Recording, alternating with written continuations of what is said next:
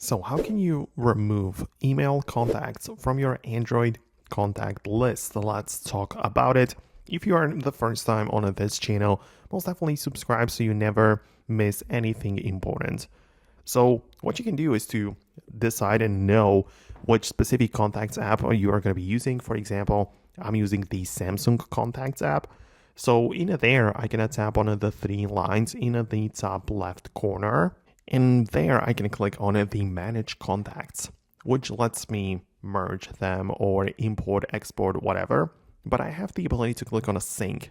And now all of the accounts, like the Gmail account or different types of accounts, can be in here, and I can add new ones or disable the existing one. So if you want to remove the email contacts from one specific account, make sure you disable it like that with a toggle. And those accounts which were pertaining to that account are going to disappear from your contacts list. And that's of course very useful, as you can manage it right away inside of your device.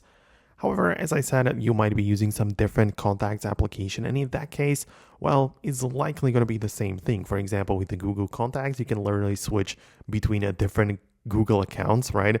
And when you get it there, you'll be able to just see completely different list of the accounts, right? I mean, the contacts, of course. So it, as I said, depends on your devices as well and on the app that you're using, but that's like the way to do this. So let me know in the comments below if you managed to make it work.